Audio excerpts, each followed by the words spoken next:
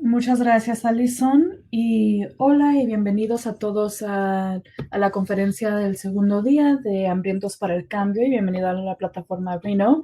Mi nombre es Naomi y yo trabajo como coordinadora técnica para el Centro de la Alianza. Si asistieron al evento de ayer, debería de ser muchas de las mismas reglas y experiencias, pero les voy a dar un resumen de cómo trabaja. Como experimentaron ayer, es un poco diferente a un Zoom regular. En Juno pueden comunicarse con otros en una mesa virtual. Quizás hayan tenido la oportunidad de verlo antes de que entráramos a la presentación, pero si no, vamos a regresar después de esta discusión para tener un tiempo para platicar. Mientras están en este modo de presentación, si pueden hablar con el grupo entero por chat a mano derecha y también pueden hacer chat con las personas que estaban en su mesa o otros participantes uno a uno. También podrán ver una lista completa de los participantes a mano derecha y si en algún momento necesitan ayuda, pueden buscarme a mí etiquetada como Tech Support y enviarme cualquier pregunta y también pueden mirar el personal que tiene el logotipo Hungry for Change y enviarles también un mensaje a ellos. Vamos a monitorear el chat, pero si quieren hacer una pregunta específicamente a los oradores, pueden hacer clic en el lado derecho. Tienen la habilidad de hacer sus preguntas y los enviaré por el chat y también los vamos a enviar a las preguntas y respuestas y a esa sección. Después vamos a regresar a una sección con los patrocinadores y tienen información de las compañías.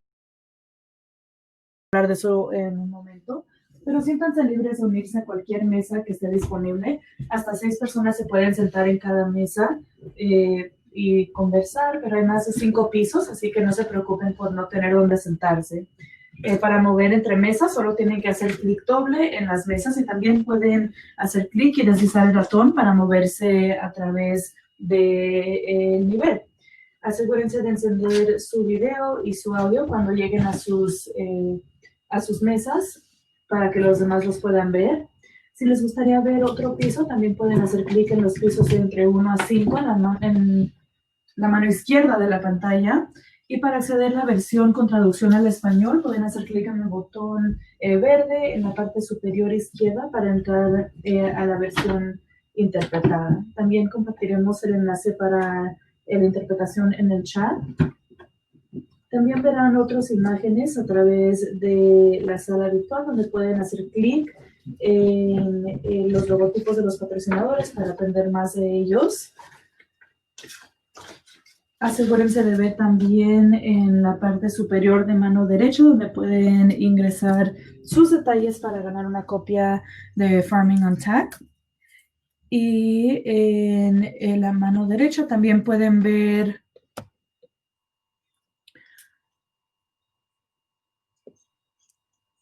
el intercambio de tarjetas de negocio. Eso lo hará para que puedan aprender más de los demás y pueden hacer clic en el avatar de cualquier participante y cuando se muevan van a poder hacer clic en su Facebook, su LinkedIn y también mandarle mensaje en privado.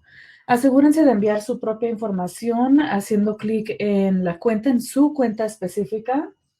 Y en la parte superior derecha de la pantalla pueden añadir su correo electrónico, cualquier información que quieran compartir. Les estamos pidiendo que compartan su correo electrónico en el título de su perfil para comunicarse de esa manera. También utilizaremos las pizarras blancas para facilitar la discusión. Esto está en la parte de abajo junto con otros controles. También pueden hacer clic en el botón que dice pizarra blanca o whiteboard para llevarlos a la discusión y también tenemos más información ahí de los diferentes patrocinadores. Por último, con cualquier llamada virtual, solo recuerden que, perdón, asegúrense de que estén en silencio, que tengan su micrófono en silencio para evadir cualquier ruido. Con eso espero que tengan un evento maravilloso y se lo voy a pasar a Mark Jacobson, el director ejecutivo de Hunger Free Colorado. Muchas gracias. Hola, mi nombre es Mark Jacobson y yo soy el director ejecutivo de Hunger Free Colorado. Nuestra misión en Hunger Free Colorado es conectar a las personas a recursos de alimentos para abordar las necesidades que existen y dirigir el cambio social para terminar con el hambre. Imaginamos un Colorado donde todos tienen acceso a la comida nutritiva para triunfar y alcanzar su potencial. Muchas gracias por acompañarnos en el día número 2 de nuestra conferencia Hambrientos por el Cambio. Y antes de que comencemos, nos gustaría honrar y reconocer las naciones Ute, Cheyenne y Arapaho, en cuyo territorio nosotros vivimos, en lo que hoy es conocido como Colorado. Los reconocemos como cuidadores de la tierra, pasados, presentes y futuros de esta tierra.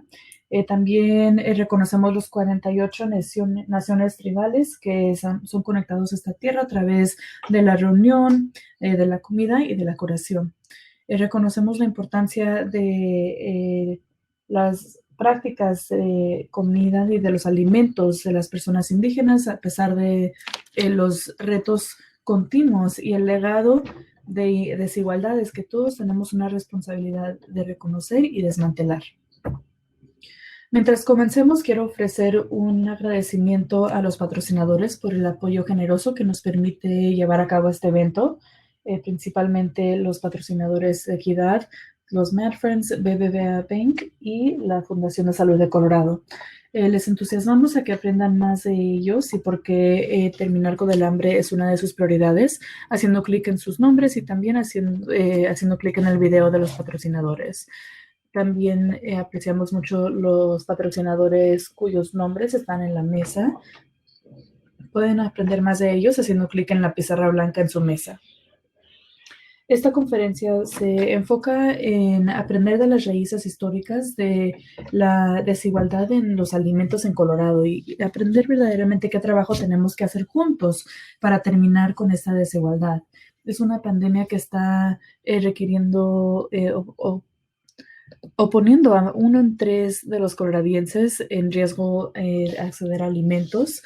Tenemos que expandir el acceso a SNAP y a comidas escolares, pero también debemos prestar atención a cambiar políticas que puedan abordar las desigualdades y las brechas de riqueza y ingresos para abordar políticas injustas y migratorias que ocasionan una mayor barrera para los inmigrantes y abordando las políticas que limitan el desarrollo de sistemas de comida y de alimentos nutritivos en un nivel local.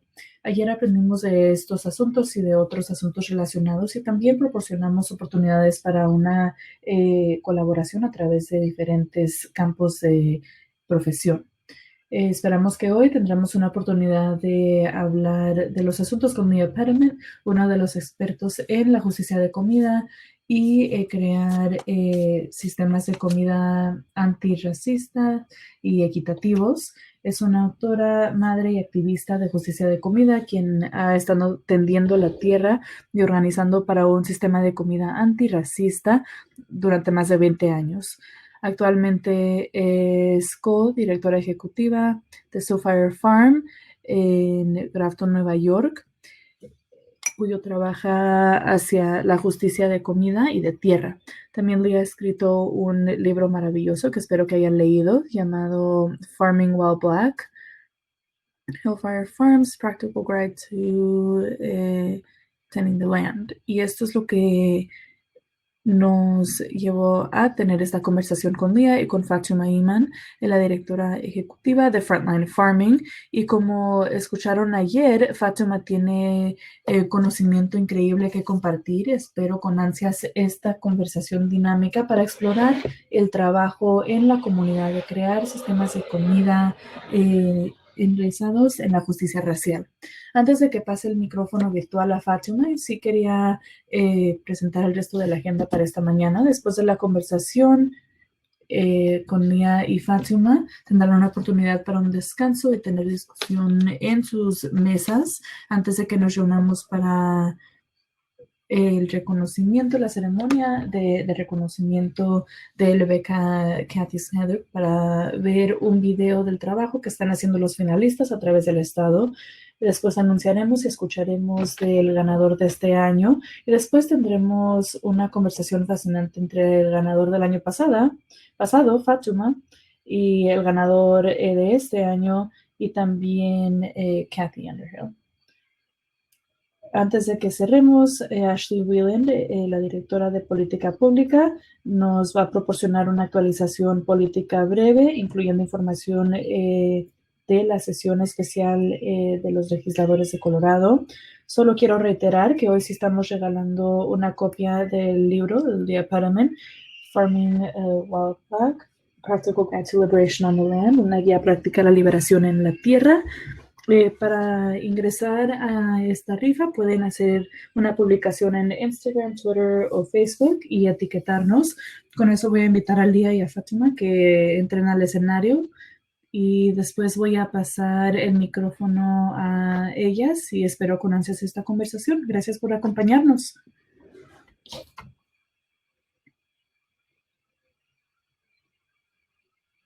Hola Fátima, qué emocionada estoy para esta conversación.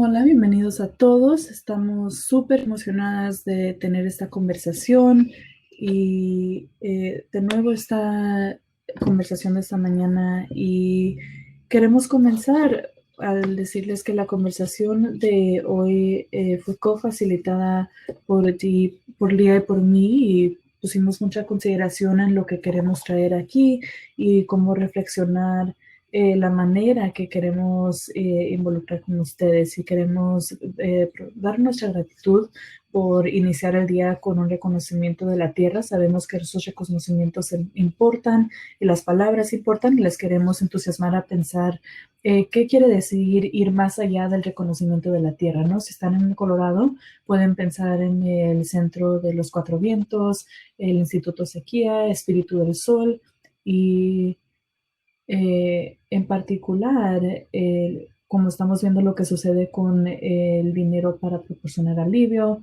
y cómo se está ocultando y alejando de las comunidades indígenas. Lía y yo vamos a hablar durante aproximadamente 50 minutos, y después vamos a abrirlo para sus preguntas, y también vamos a intentar seguir en la conversación mientras sigamos con las preguntas. Quiero tomar un momento para pedirles a todos que reflexionen hoy en la intención que traen con ustedes el día de hoy, y quizás pueden llevar eso con ustedes a las sesiones de los grupos pequeños y hablar más de eso. Yo sé que para Lía y para mí hemos puesto una intención de llegar aquí y presentarnos como seres humanos completos y contar una historia. Y una manera que nos gusta hacer eso es comenzar por presentarnos y hablando más de lo que cargamos para contar nuestra propia historia. Lía, lo paso a ti. Gracias, Fátima, y gracias por ese reconocimiento que es más que palabras, pero también acción requerida en nuestro trabajo de solidaridad. Soy Lía, mi pronombre es Lee, ella, she, he y me, y soy la nieta de Granby McCullough, quien es hija de la Gran Migración, donde 6 millones de personas negras huyeron de la violencia racista del sur rural, esperando una mejor manera de vivir. Y mi abuela no quería dejar ir su conexión cercana con la tierra, así que hasta cuando se mudó a las calles de Boston, viviendo en Roxbury y más tarde en las áreas rodeando ese área, ella cargó con ella el parche de fresas que había plantado en su patio, y llevó con ella su alimento de los árboles de manzana y hacer comida para su familia. Esa fue la primera vez que fue expuesta a crecer comida y conservar la comida con mis propias manos, siendo una niña pequeña en el jardín de mi abuela. Mi corazón se siente muy, muy tierno hacia ella, y también tierno y abierto a uno de mis mentores vivientes, Karen Washington, quien trabaja en Rocksteady Found in Flowers. También es fundadora de Black Urban Growers, una red nacional de personas negras que aman la tierra. Y si no hubiera sido por Mama Karen, pienso que me hubiera dado por vencida hace mucho tiempo, porque fue muy difícil. He estado granjeando ya casi 25 años, comenzando como adolescente, Y siendo una de las únicas personas de color y morenas en estos espacios de comida y agricultura, me hizo pensar mucho que si yo pertenecía, que si tenía algo que ofrecer en estos espacios. Y Mama Karen fue una de las pocas personas negras, personas de color ahí, y dijo, niña, no te des por vencida, un día vamos a tener nuestra conferencia y pues mi idea tendríamos que tuvimos que íbamos a tener esta gran parte en el libro y en la conferencia, ¿no? Así que le agradezco mucho por ayudarnos a ver nuestro crecimiento y el trabajo de mi vida es Fire Farm. Es un montón de semillas que están dedicadas a desconstruir el racismo y hacemos nuestra parte como miembro de las campesinas, de Hill Food Alliance, de los Black Farmers United en Nueva York y muchas coaliciones que representan el nosotros de este montón sagrado, ¿no? Gracias y Fátima, pienso que también te vas a presentar.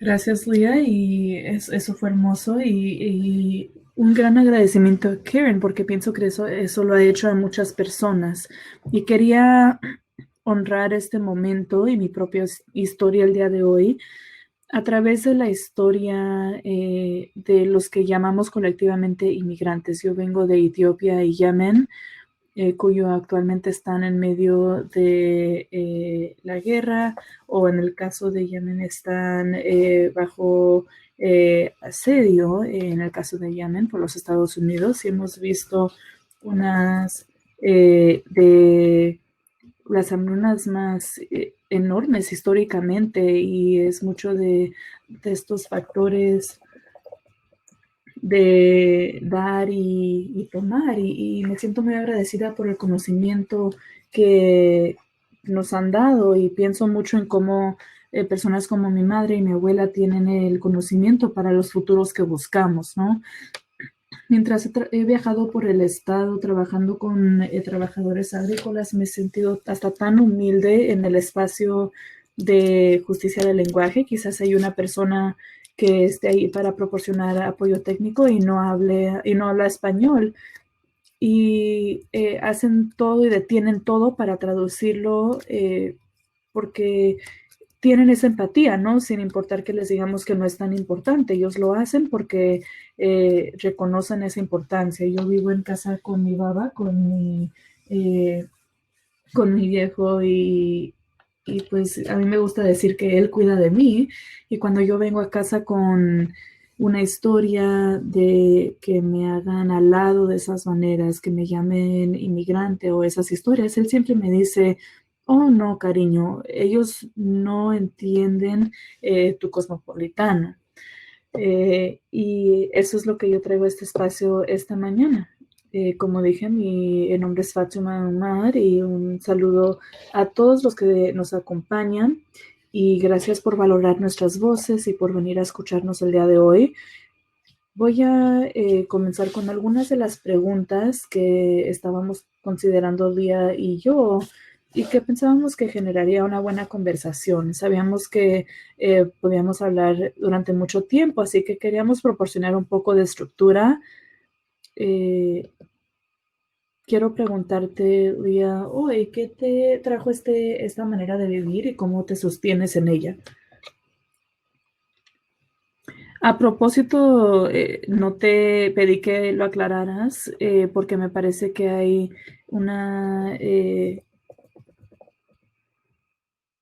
hay un sustento económico, espiritual y muchos otros. Y diría que para ser honesta, lo que me trajo a este trabajo es el mandado de un ancestro, son instrucciones de la tierra.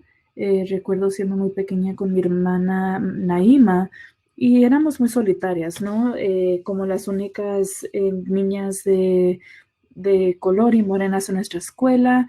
En una escuela rural había mucho bullying racial, había mucha exclusión, pero en la mayor parte éramos nosotras dos como hermanas y pasamos mucho tiempo en el bosque desarrollando una relación muy profunda.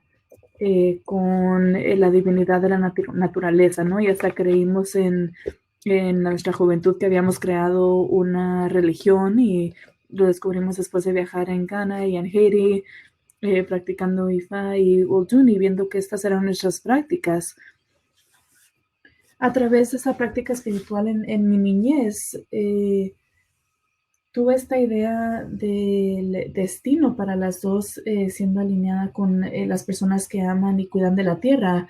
Y eso ha sido completamente firme y no quiero crear una ilusión de que este sea un rol glorificado, porque es increíblemente difícil ser granjero. Cualquier persona que ha trabajado en un campo unos días, mucho menos año tras año, saben el daño que le puede hacer a una persona a través de su vida. Y también vemos los incendios y las inundaciones, que también vemos cómo estamos en las manos de la naturaleza, ¿no? La manera que tenemos el sistema de comida actualmente. Es imposible ganarse la vida en un granjero sin alguna manera de explotar, alguna explotación.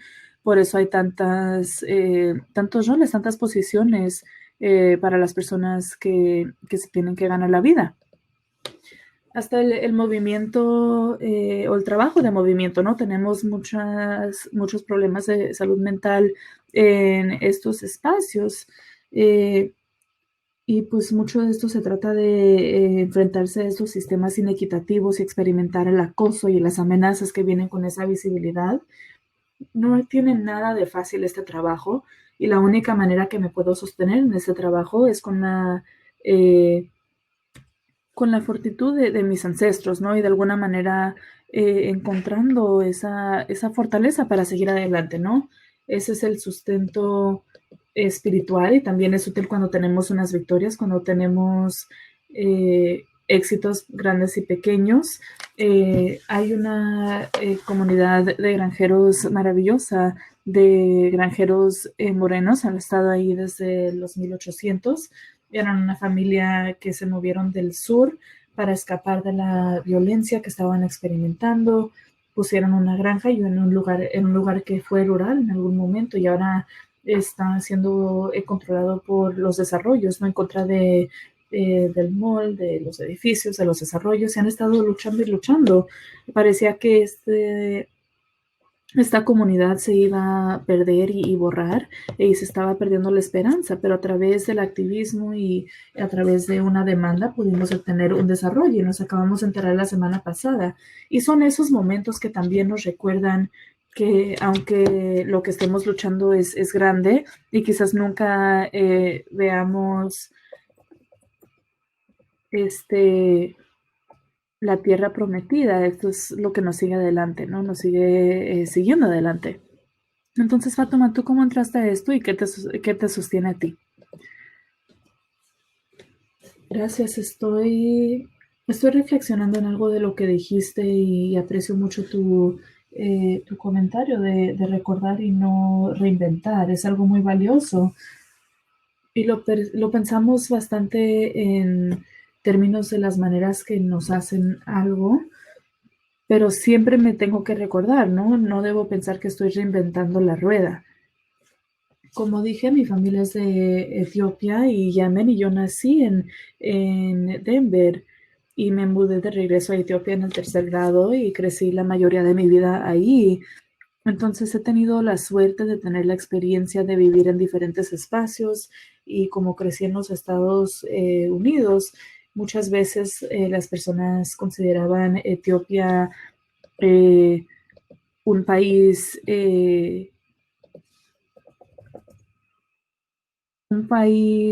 con hambrunas, ¿no? Y un país escaso y le llaman también la tierra de 13 meses de sol. Es uno de los lugares que tiene el punto más alto y el punto más bajo, uno de los puntos más bajos en la Tierra. Y también puede o crecer en el clima frío y el clima caliente. Y ese es uno de los sitios en los que está sucediendo la compra de la tierra a nivel global y también tienen invernaderos que los han puesto una compañía suiza y se puede ver desde el espacio. Entonces estamos en una realidad que la gente está reconociendo que se trata de capitalizar en eso, ¿no? Y siempre me pregunté cómo podía existir el hambre en un país que tenía tanta riqueza. Y eso me llevó de una perspectiva a ver a personas con hambre, a intentar entender la naturaleza política de esto. Lo que yo suponía es que los políticos son benevolentes, los sistemas son benevolentes, no hay políticos benévolos y hasta en la educación superior me seguía diciendo a mí misma, ¿no? Que mientras más avance, menos racista iba a ser ese espacio. Y era un mito muy duro que desaprender en la escuela de graduada, porque recuerdo como niña jugando fútbol, cuando las personas o los niños en el campo me decían algo racista y le decía a mi familia, la primera vez que sucedió y sus padres me lo dijeron a mí en el campo, estaba en shock por completo, ¿no? Porque cuando le dije a mi madre, dijo, pues, qué te esperas? ¿No? De ahí es donde vino. Y tuve que aprender esa lección de manera muy dura en la escuela de graduada, que esos espacios pueden perpetuar esas prácticas y que el hecho de que esto ni siquiera sea un campo de estudio en la ciencia política y mientras estaba haciendo mi trabajo con los granjeros en el este y el sur de África, me daban la bienvenida porque me parecía a ellos. Hablaba los idiomas y se sentían orgullosos, pero no podía responder preguntas simples de las cosas que en realidad les estaban afectando, ¿no? Yo estaba investigando las semillas OMG y me preguntaban de la irrigación, me preguntaban de la tierra y estaba preguntándome a mí misma, ¿para quién estaba haciendo esto? Estaba haciéndolo para escribir un libro para el norte global. En ese momento tomé una pausa y reconocí que tuve que ser granjera para honrar las prácticas de mi gente, de mi tierra. Y eso es lo que me llevó a ese punto. Es lo mismo que me ha sostenido, que me ha dado resiliencia, esas historias de viajar y reconstruir, pero también en las maneras que nos han hecho al lado y nos han dicho cómo crecer o cuáles son las mejores prácticas. Así que creo que lo que me sostiene eh, es la Tierra. Claro que en nuestro planeta Tierra está aquí sin importar lo que le nombren. Y claro, mis comunidades y mi gente, que son mis activos más grandes. Gracias por esa pregunta, Lía. Y te voy a te voy a hacer otra pregunta. Ojalá nos dirija hacia las acciones también. En la segunda pregunta, te quería preguntar, Lía, ¿hay una ética que informa el trabajo que tú haces específicamente y hay una manera que llegaste a cultivar esa ética y sostenerlo en medio de los tiempos cambiantes o la adversidad?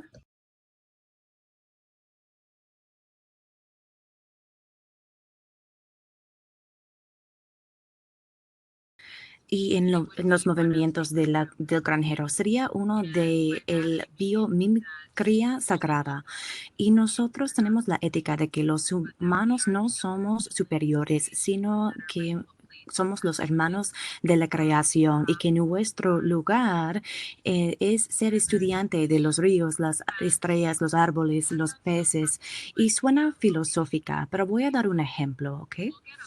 Vamos a recibir mucha presión de las comunidades en general, la sociedad, los fundadores diciendo que, oh, Soulfire Farm tiene una lista de espera para entrenamientos para los granjeros. ¿Por qué no crecen? ¿Por qué no expandieron con franquicias y crean programas replicados o una iniciativa nacional? Y Mientras reflexionamos sobre ese modelo de crecimiento y esa suposición, si yo fuera a decirle, en el primer año le alimentamos a 100 personas, en el segundo año 200, en el cuarto año 75, me dirían, ¿y qué rompió? ¿Qué pasó? Y esta idea de expansión, de crecimiento, esta idea capitalista es tan enraizada en nuestros movimientos.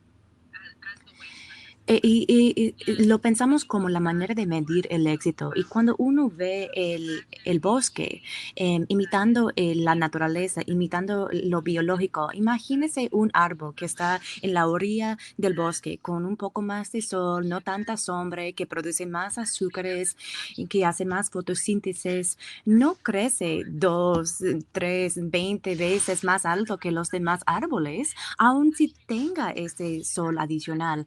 Ese árbol toma los azúcares no necesitados y los deposita en una red de recursos disponibles para compartir entre otros árboles y otras especies en todo el bosque. Y este tipo de compartir los minerales, los azúcares, los recursos es lo que hace posible coordinar las defensas que necesitan los árboles. Por ejemplo, los árboles de las nueces tienen un año de más. En vez de que todos producen nueces todos los años, ellos se deciden entre sí que, ok, esto es el año que vamos a producir los nueces. Y la razón es para poder darles más a los herbivorios, para que tengan más que comer los animales. Y la idea es tener lo suficiente para que hayan hijos en el siguiente año. Y nosotros hemos dicho que para nosotros crecer no es crecer simplemente por crecer, sino configurar cómo hacerlo de una manera imperfecta y tomar y compartir los recursos. Otro ejemplo de la imitación biológica es la lección de la paciencia. Cuando uno ve, si sea una fresa, un durazno, una manzana, si tú te pones a pensar en cómo puedo yo para sacar la mayor cantidad de frutas de esa planta como posible, eso te llevará en un camino donde la producción se va a reducir a lo largo plazo.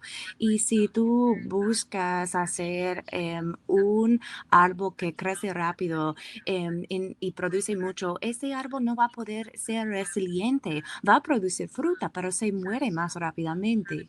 Y si tratas de cosechar las fresas en el primer año, en vez de esperar hasta el segundo año, estás impidiendo la capacidad de la planta para invertir recursos en sus raíces. Pensando en la lección de la paciencia y de ser deliberativo antes de tomar acción, es otro ejemplo de una ética.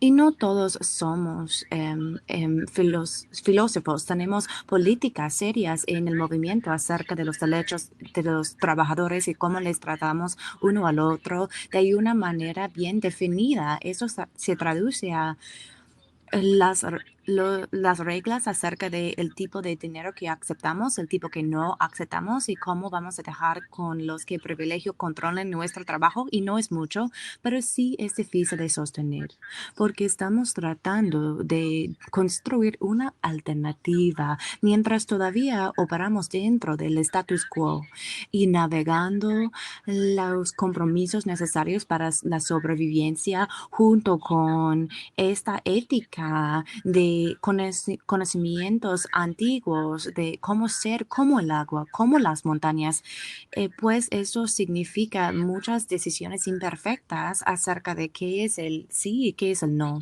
Muchas gracias por esto. Y pues esto, yo tengo mucha curiosidad sobre la ética que sostiene su trabajo y cómo la mantienes. Wow, muchas gracias. Esto fue maravilloso.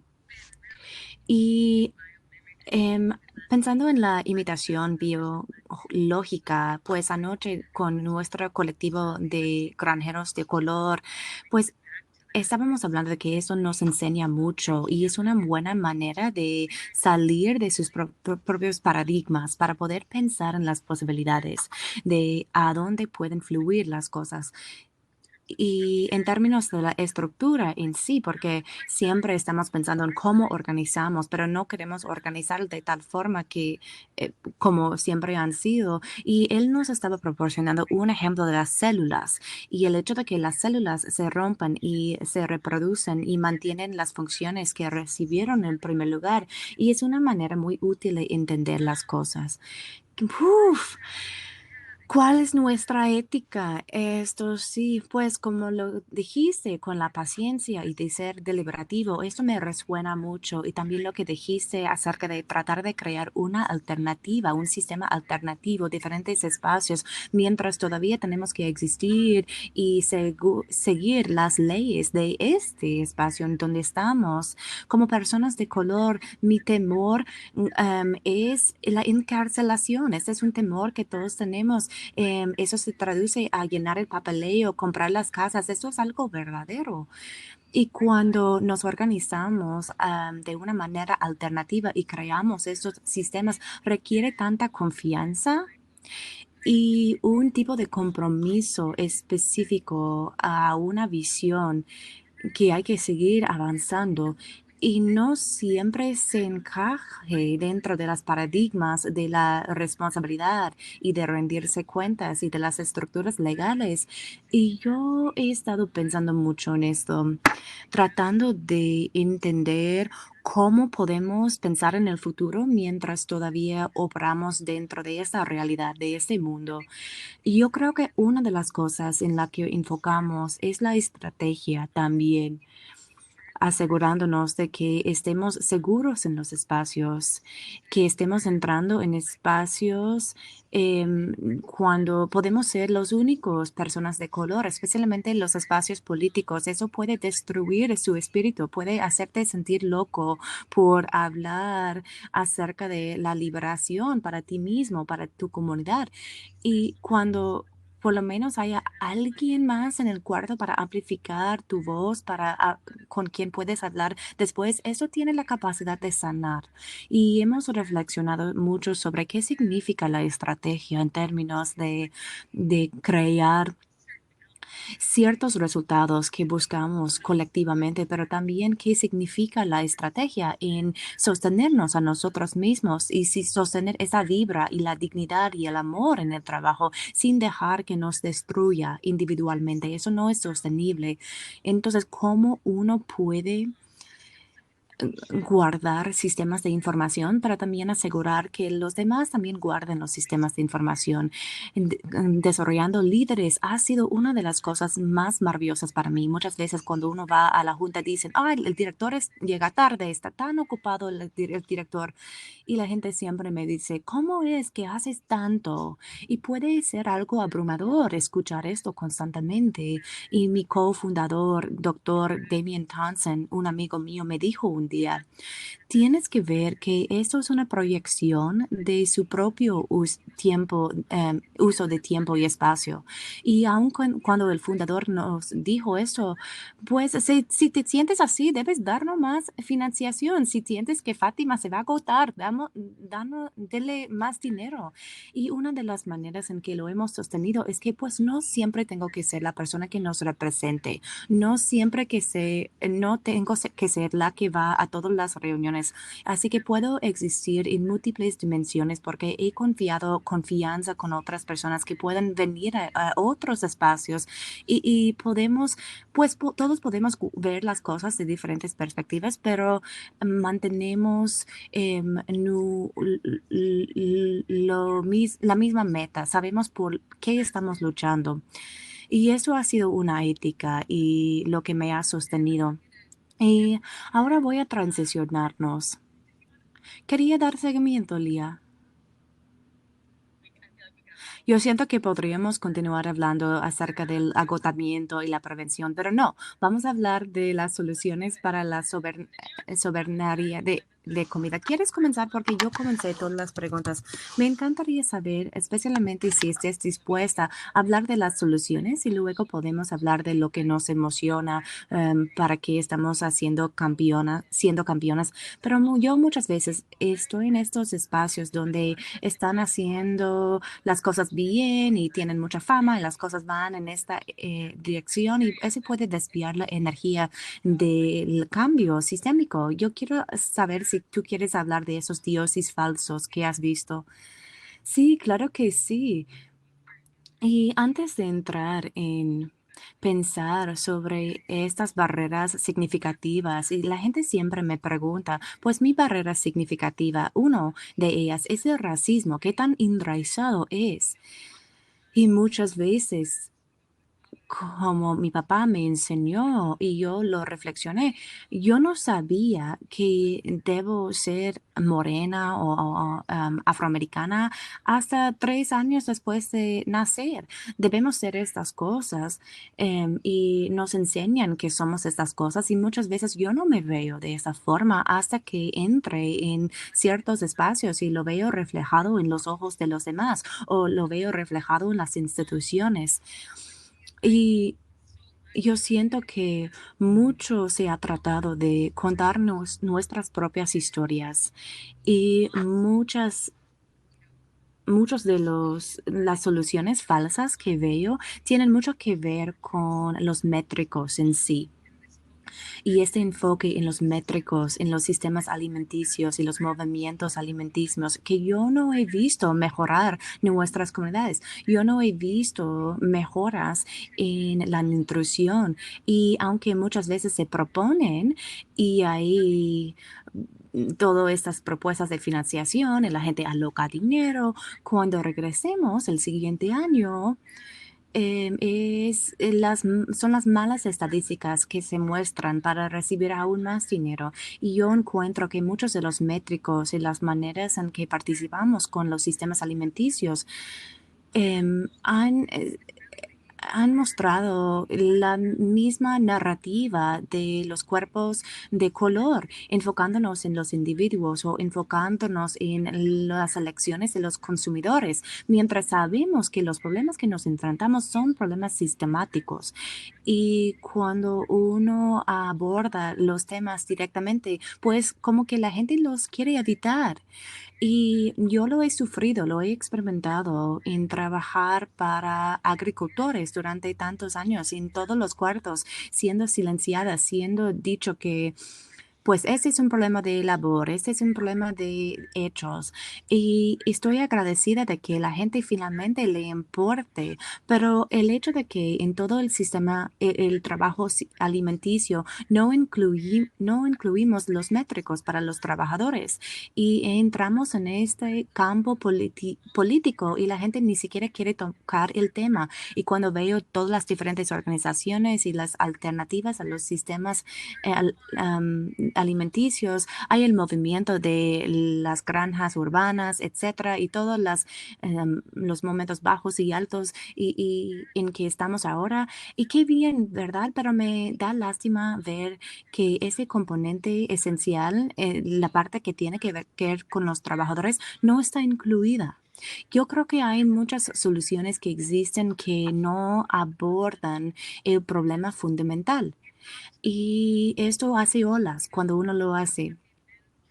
Y cuando hemos estado tratando de trabajar en la política de comprar buenos alimentos, haciendo políticas, pues los jugadores principales dentro de eso que vienen a las coaliciones no necesariamente apoyan un nuevo estándar de compras que tiene una raíz en la ética. Y muchas veces hay que luchar. Es igual con la industria de los empacadores de carne. Esto da miedo. Son personas muy poderosas que pueden afectar a organizaciones, individuos.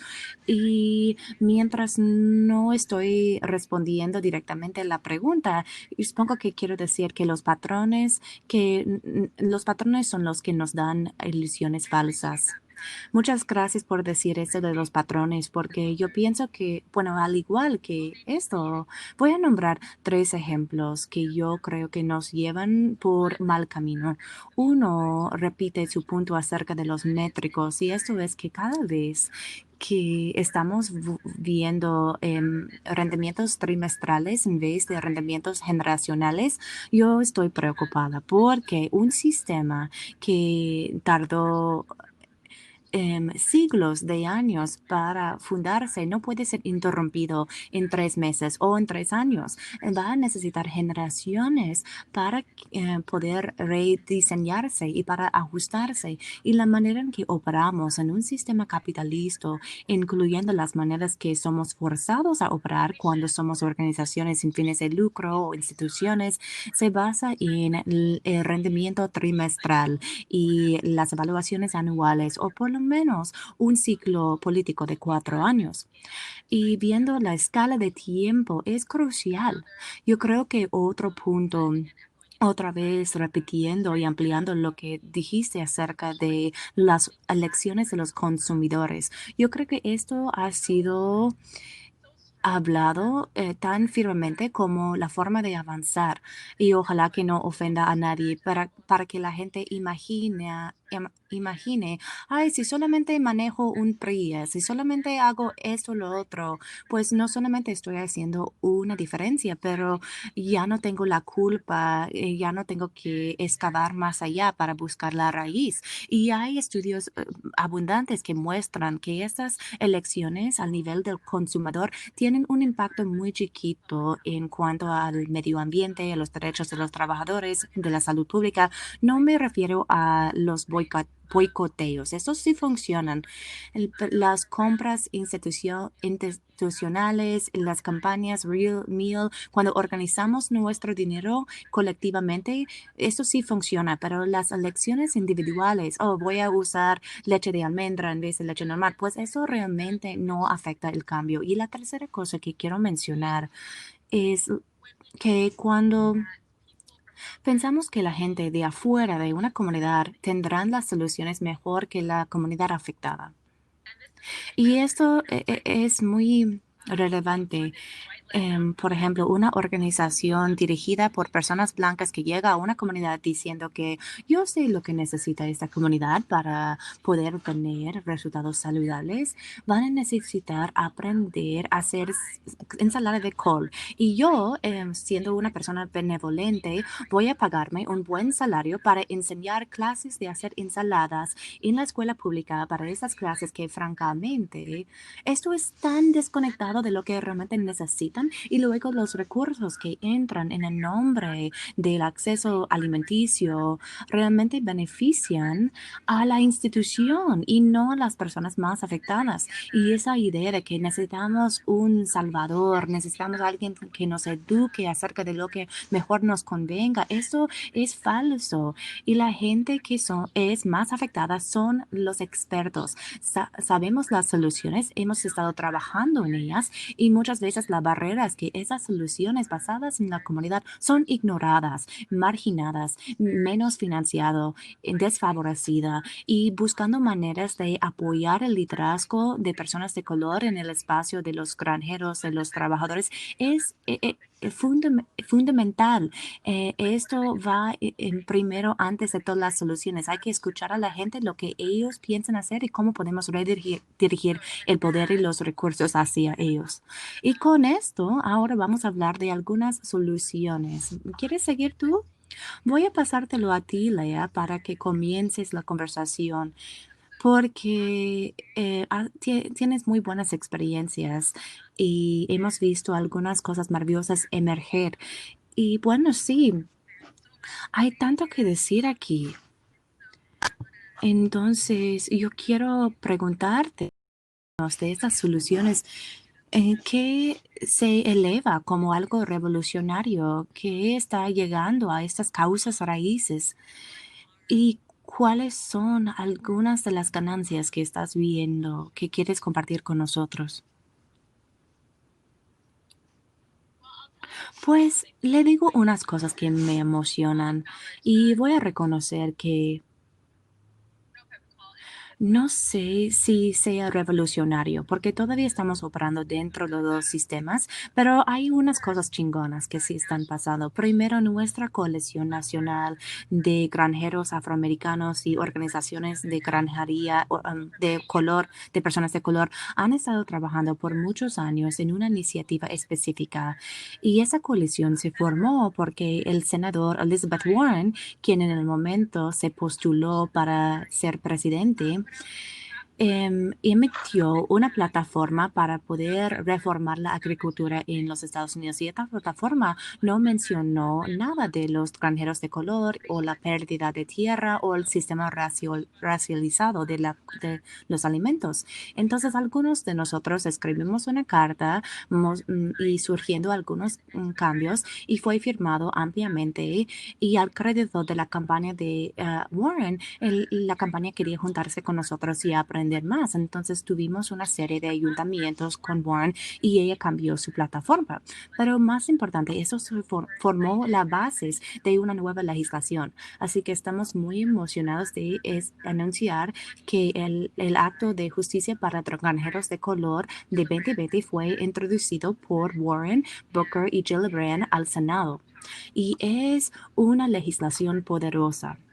En primer lugar, puede proporcionar 20,000 a 20,000 granjeros afroamericanos con tierra para empezar a abordar la pérdida de casi 16 millones de acres de tierra de los granjeros de color como resultado de la KKK y la discriminación gubernamental contra los granjeros de color. También va a establecer un mecanismo para prácticas pagadas, como lo que hace el Conservation Corps, para que nuevos granjeros o jóvenes personas de color pueden recibir fondos para estudiar con otros granjeros expertos para aprender las técnicas y luego recibir su propia tierra.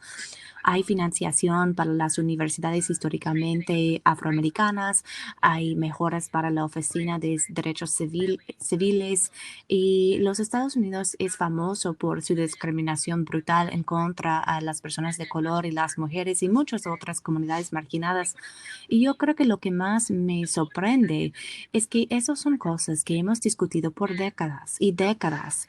Y para poder trabajar en conjunto, para poder hacer esto parte de la plataforma nacional, que casi es algo normal hablar con los senadores acerca de reparaciones y eso me asombra. Y yo sé que tenemos mucho trabajo por adelante, pero yo creo que celebrando un poco, por lo menos antes de empezar a criticar, porque sí, hay brechas en la propuesta de ley, necesitamos abordar la conversación acerca de la gente indígena. Hay todos esos componentes que necesitamos abordar, pero es enorme. Y la manera en que se unió a los granjeros del sur, los granjeros del norte, los granjeros jóvenes y mayores de edad, significa que sin importar si pase o no, si no pase, definir lo que necesitamos como comunidad para nuestra liberación.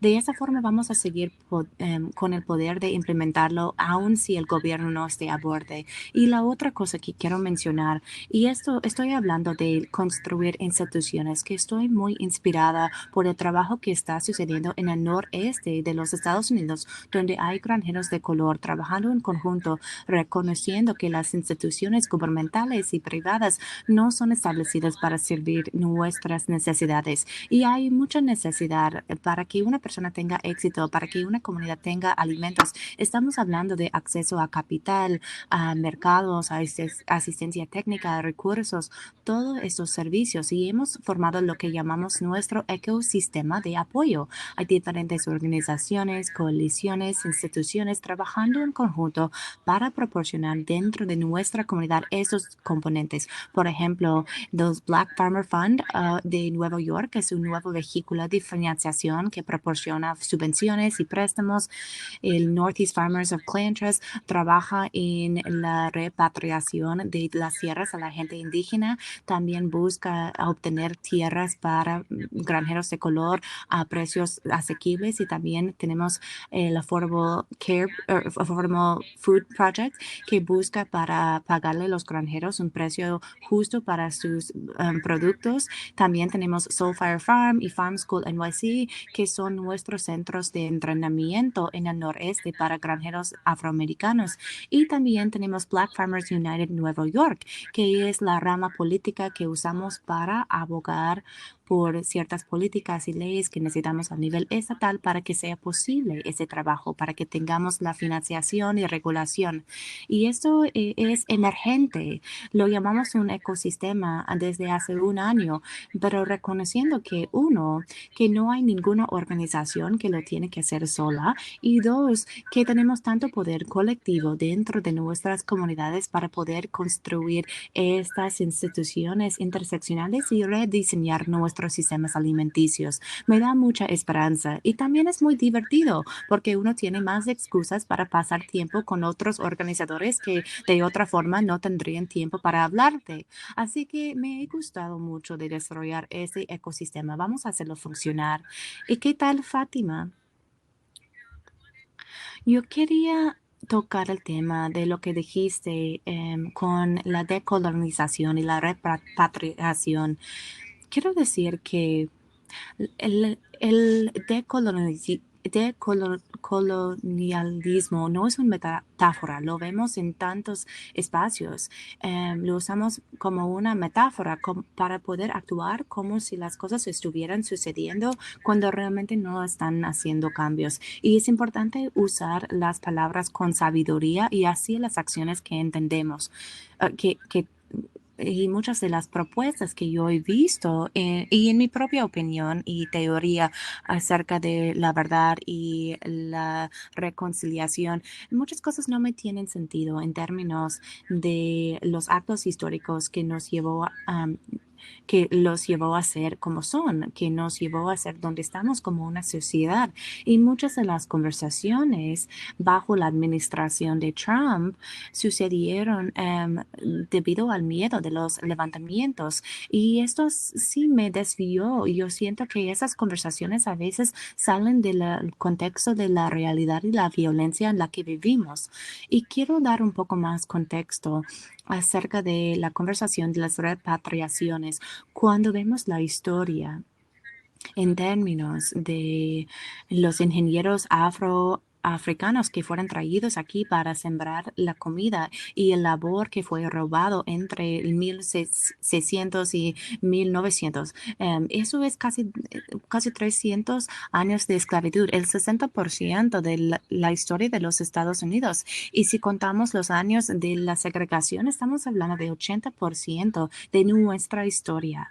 Y cuando hablamos de la oportunidad igualitaria, estamos hablando de acceso durante 2 generaciones a lo que se llamaba la oportunidad igual, cuando la gente puede rastrear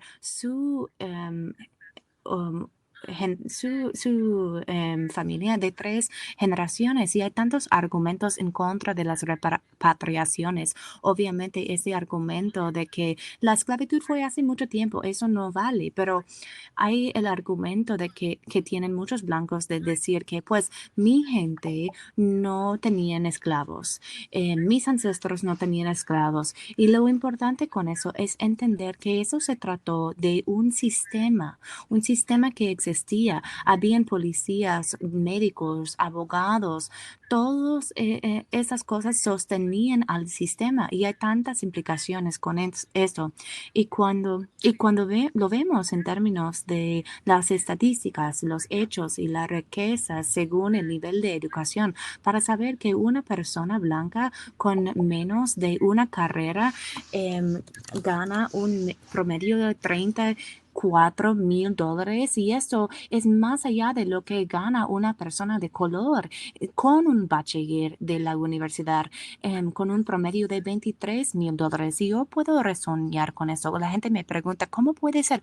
Pues cuando tú provienes de una comunidad que sufre de opresión y especialmente la violencia económica, siempre hay que levantarte y tratar de levantar a los demás que están en sus alrededores a la vez, respondiendo a sus necesidades inmediatas. Así que así fluye la comunidad, el dinero, así la comunidad y así las necesidades.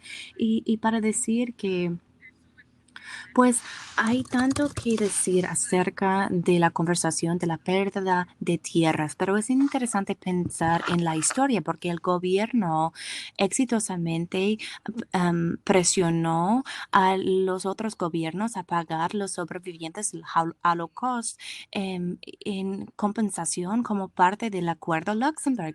Y sabemos que después de que pasaron el acto de repatriaciones, el gobierno de los Estados Unidos finalmente reconoció y recompensó a muchos japoneses americanos que fueron encarcelados durante la Segunda Guerra Mundial con pagos. Y esas conversaciones han existido por mucho tiempo. La gente pretende de que esto es más allá, que es demasiado difícil.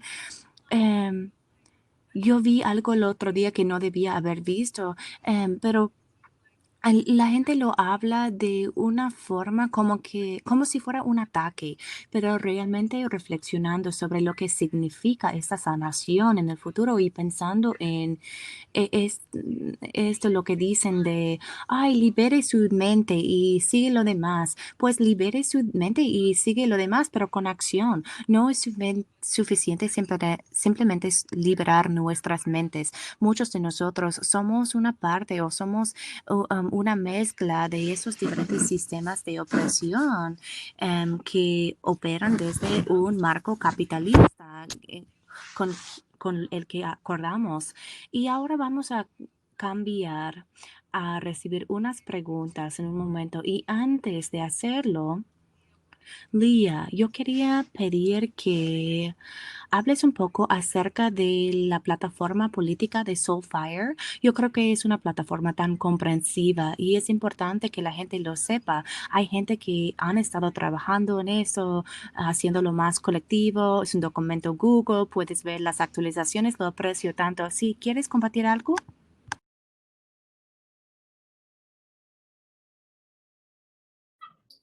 Sí, mi hija Nashim me dice que el sistema de comida es todo lo que requiere para que el sol llegue a tu plato y me encanta pensarlo así porque tenemos la evolución de las tierras, el ecosistema capital y de la comida en sí, y como existe ese arco tan amplio, también quiere decir que hay muchas intersecciones en el sistema de comida y muchos sís, ¿no? Muchas maneras que como ayudar y esto fue creado en colaboración de muchas de las personas en la comunidad Soulfire y de granjeros. Si van ahorita se está actualizando porque la gente le está añadiendo y añadiendo más. Algunos ejemplos de las cosas que pueden apoyar incluyen las actas de justicia para los granjeros a nivel estatal y también a nivel nacional. Espero que eso se incluya con los paquetes como el derecho a tener sobrepago, a poder negociar por la compensación de los trabajadores, un día de descanso para sus hijos y eso no se ve extendido a los trabajadores agrícolas porque eran y siguen siendo negros y morenos. No estoy exagerando, si ven el texto en sí, explícame por qué lo hicieron y esa es la razón que dieron. Los trabajadores agrícolas siguen no pudiendo disfrutar de las mismas protecciones y los mismos derechos y eso es crucial. Sin embargo, también hay cosas que se pueden hacer para animar a a las granjas en sus áreas que tengan un auditor de un tercer partido que vayan a entrevistar a los empleados en privado para revisar los contratos, las condiciones de trabajo, la vivienda y asegurarse de que cumpla con los estándares de seguridad y dignidad para los trabajadores. Junto con una etiqueta de orgánico, también es importante tener una etiqueta de derechos humanos, ¿no? También hay que seguir educándonos a nosotros mismos. Malcolm X lo dijo muy bien, que si alguien pone un cuchillo en tu espalda y lo saca a medias o completamente, eso no es justicia. Estamos en un punto de nuestra nación en el que ni siquiera estamos reconociendo el cuchillo del racismo, y la única manera que lo podemos reconocer es esa autoeducación y ese estudio para que cuando entres a un espacio puedas ver cómo sucede la opresión y lo puedas nombrar. Pueden visitar sofire.org y pueden ver en dónde se intersecciona su posición en particular con lo que pide la comunidad, y ese es un lugar de acción potencial.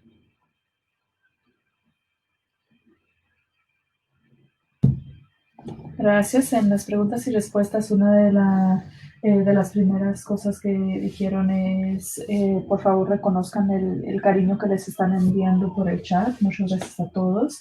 Y ahora voy a redirigirnos a una de las preguntas. Y por favor, sigan enviando sus preguntas. Voy a comenzar con una muy fácil. ¿Tienes una lista de libros recomendados? Voy a comenzar con esto muy fácil, ¿no? Farming While Black o Granjeando Mientras Negra. Es un libro tan genial, hay tantas partes diferentes, incluyendo el- el- las ceremonias y el trauma y no solamente la historia y los componentes de el trabajo de agricultura. Eso es uno muy bueno. Tengo unos más, pero Lía, ¿tienes unos tú? Gracias por mencionar mi libro, y también voy a compartir en el chat una de mis referencias favoritas. Algunos son artículos, algunos son libros. Pueden leer todo por el doctor Ashanti Reese, todo por la doctora Monica White. ¿Qué más? Obviamente el libro de Ramen Wall Kimbers, porque eso junta lo espiritual y la ciencia y nos proporciona esa fundación, pero voy a subir un enlace a mi lista de favoritos. Genial, muchas gracias. Y sí, yo voy a compartir también para proporcionar contexto más internacional. Una de mis películas o documentales favoritos, que es libre acceder a través del proyecto Global Oneness, hace un muy buen trabajo en hablar de cómo se adoptan los sistemas de agricultura por los misionarios. Esto es en mi país, en Etiopía, y voy a compartir eso. Pero eso me encanta. Karen S. Washington también, artículos muy simples, y si ven, no es un desierto de comida.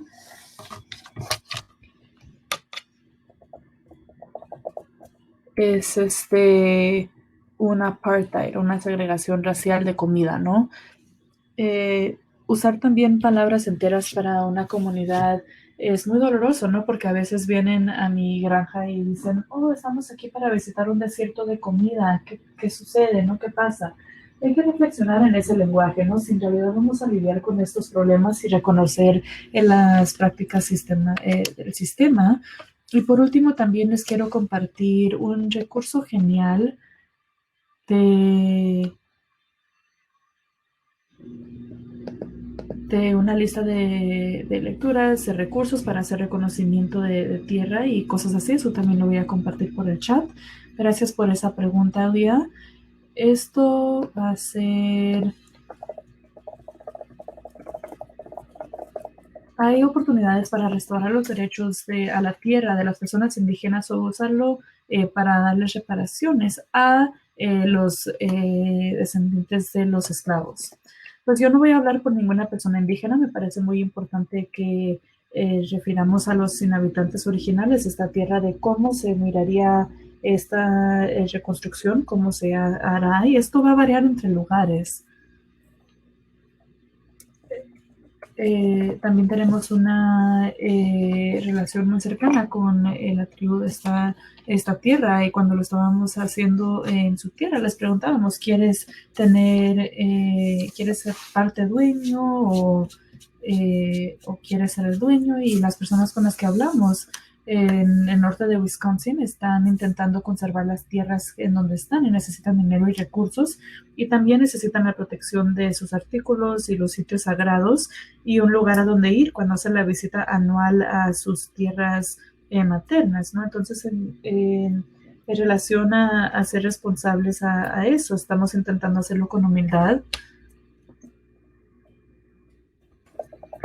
También quiero decir que esta idea de la rematriación, no que no hayan unas necesidades dobles, pero queremos tener una sensibilidad en el lenguaje y quien siente una afinidad y un añadido en el lenguaje y quien no.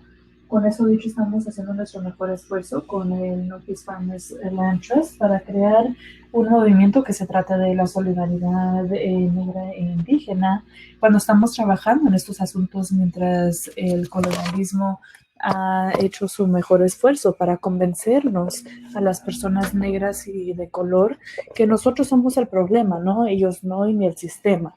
Les encanta cuando nos peleamos entre nosotros, mientras ellos juntan la tierra y los recursos, y ha requerido muchos errores y muchas disculpas para determinar la manera de seguir adelante.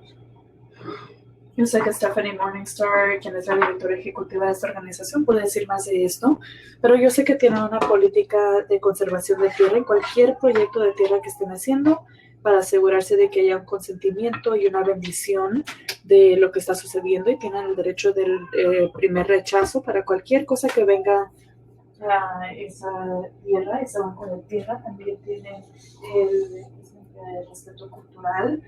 Esto asegura un acceso legal a esas tierras por los cuidadores originales, y pueden venir a usar esas tierras también. No tengo todas las respuestas, me parece que es muy complejo, pero ojalá todos podamos estar de acuerdo que el 98% de la tierra indígena en este país que tenga propietarios blancos no es aceptable, y pues tenemos que intentar cambiar ese porcentaje, ¿no?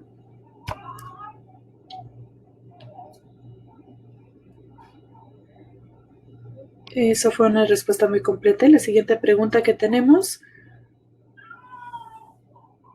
uno de los principales, es: ¿cuáles son uno de los obstáculos principales a crear un sistema de comida local que sea fuerte, en tu experiencia? ¿Quieres responder tú primero? Pues estaba pensando que hay tantas cosas que me vienen a la mente. Claro que la primera barrera que vemos como granjeros en particular y como personas de color es acceso a la tierra. Es algo constante, ¿no?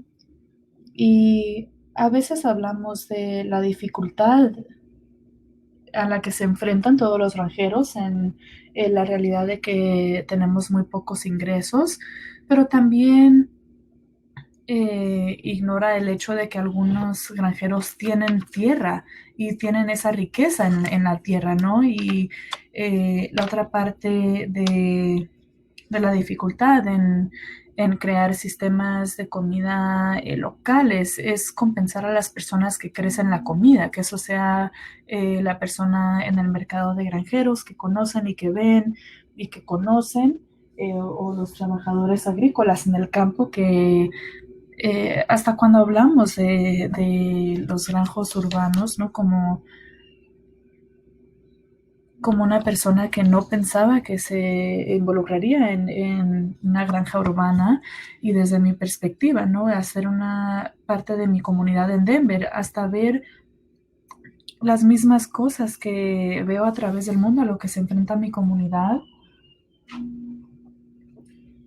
lo vemos y lo juzgamos y existe aquí mismo y eso me ha motivado, pero no me parece que unas granjas urbanas sean la manera de producir la comida para nada.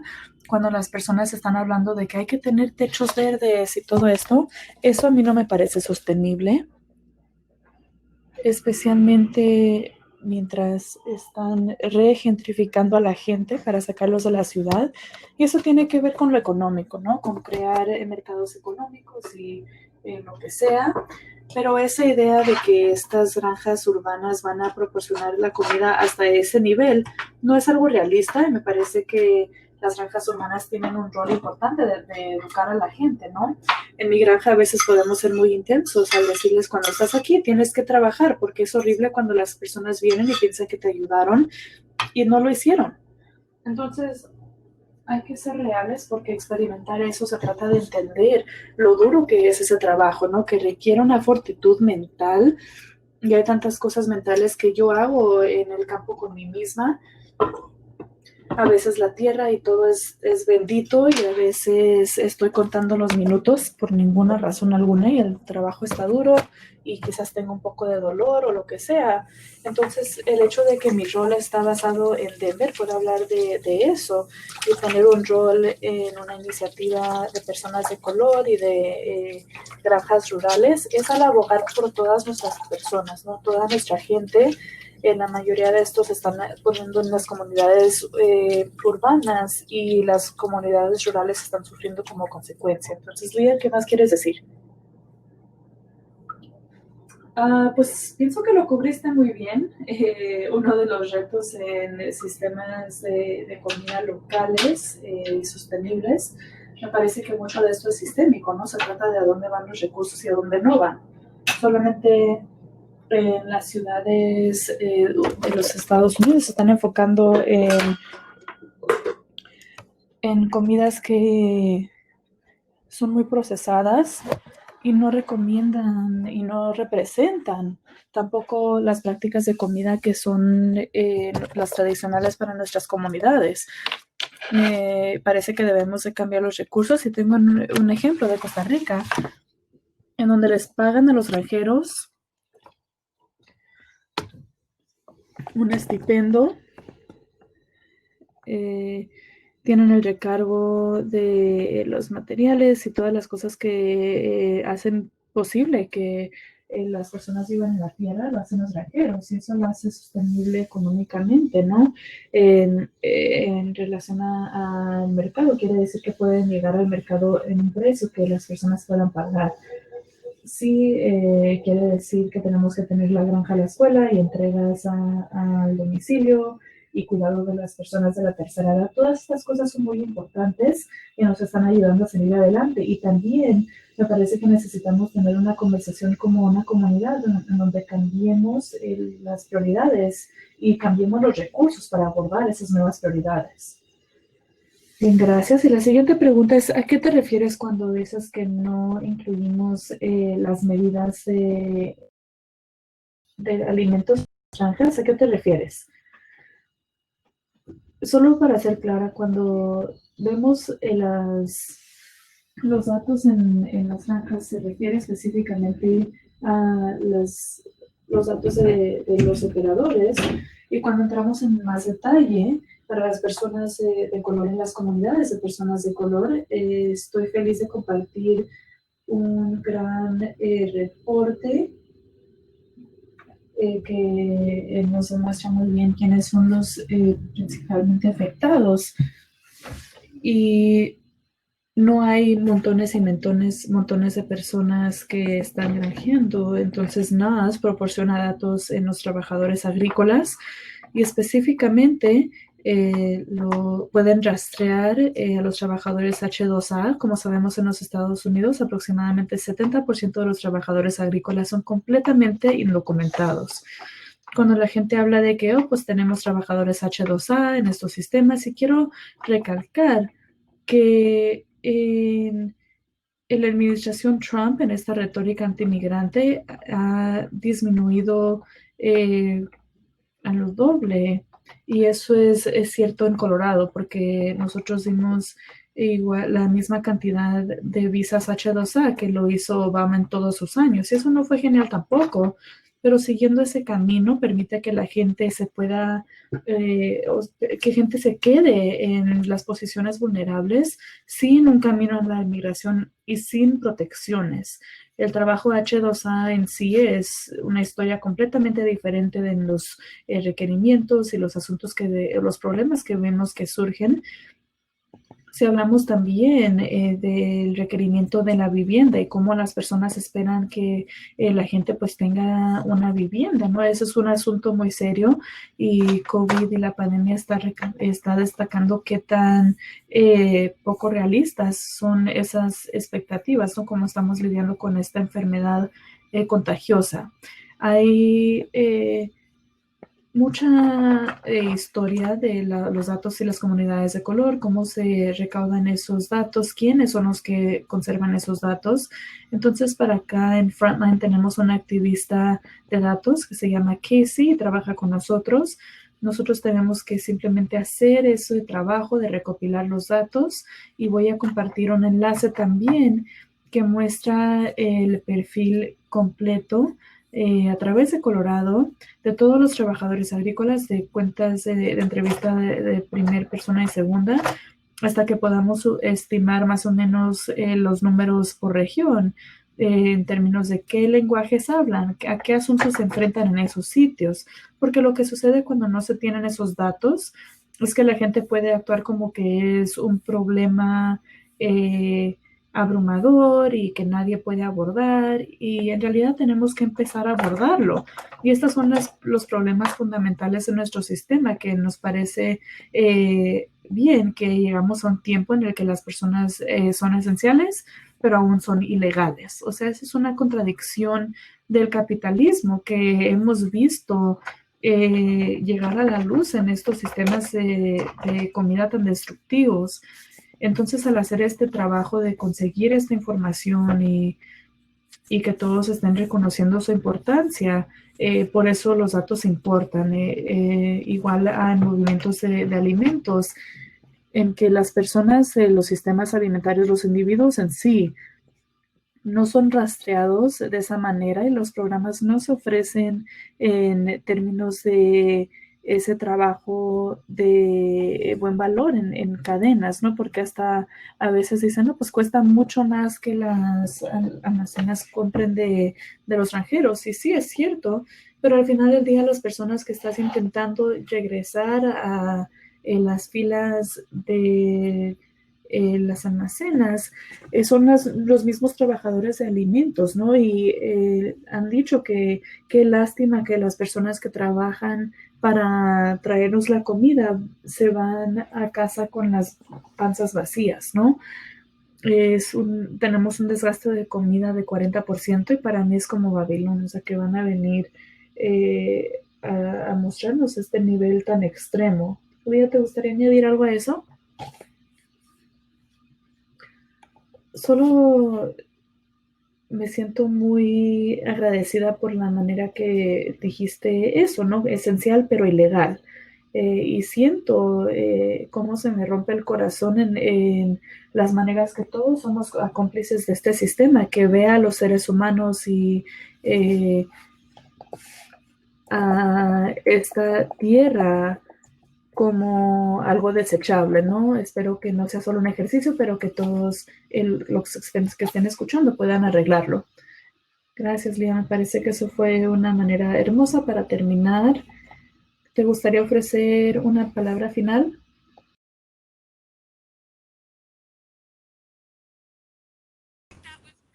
Yo creo que esto fue perfecto. Y cuando pensamos en estas comunidades, mucho de lo que veo yo es la aceptación enraizada de cómo pensamos que debe ser la pobreza y el hecho de que está bien que otras personas estén así, cuando para nosotros mismos, siendo trabajadores en organizaciones sin fines de lucro, como ciertos tipos de granjeros, inculcando esto y pensando en las secciones, y voy a poner unos enlaces aquí yo también que ellos van a compartir la información con ustedes. Yo sé que es mucho en el cuadro de chat, pero principalmente quería decir que gracias, qué audiencia maravillosa, una audiencia tan cariñosa. Gracias por motivarnos a hablar la verdad. Cuando leemos esto, nos ayuda a ser más vulnerables y honestas sobre las maneras en que pensamos. Gracias por valorarnos. Y con esto, ahora voy a llamar a Mark para que vayamos a la siguiente parte. Lía, ¿quieres decir algo? Sí, muchas gracias, mucho amor, los aprecio mucho. Bueno, muchas gracias, Fátima y Lea. Esto fue maravilloso, uso esa palabra mucho, pero en este caso quiero decir con profundo asombro. Es un placer aprender de sus historias, aprender de la sabiduría y conocimientos que nos han brindado. Yo creo que todos lo estamos aprovechando de esto. Y lo apreciamos muchísimo. Apreciamos el tiempo que las dos han tomado para compartir sus opiniones y comentarios y sus sabidurías. Muchas gracias. Y ahora tenemos varias preguntas que no pudimos responder. Vamos a trabajarlas después. Y si Lía y Fátima tengan la oportunidad de responder por escrito, vamos a compartir un correo electrónico la siguiente semana con todos los recursos que la gente ha incluido allí y cualquier respuesta a preguntas que quizás no sean contestadas. Vamos a contestarlas y tratar de mandar toda esa información. Ojalá podamos continuar proporcionando oportunidades para que la gente profundice más en esta conversación maravillosa. Ahora vamos a tomar un descansito rápido, una oportunidad para que ustedes hablen entre sí en sus mesas virtuales. Por favor, asegúrense cuando nosotros salgamos al descanso, prenden los micrófonos y las cámaras para que puedan hablar entre sí. Hay una pregunta en el pizarrón que recomendamos que usen como una pregunta de conversación, pero realmente queremos que hablen entre sí acerca de qué es lo que aprendieron, cómo ven las cosas en su propio trabajo, en el futuro. Por favor, aprovechen de esta oportunidad para conectarse y aprender uno del otro. Y luego vamos a regresar a las 10:40 y tendremos la oportunidad de participar en los premios de la premiación de las becas. Y vamos a ver un video que destaca el buen trabajo de los líderes que fueron finalistas y luego vamos a aprender del ganador de este año y escuchar de esa persona. Y luego tendremos una muy buena conversación. Fátima va a regresar y vamos a tener una buena conversación.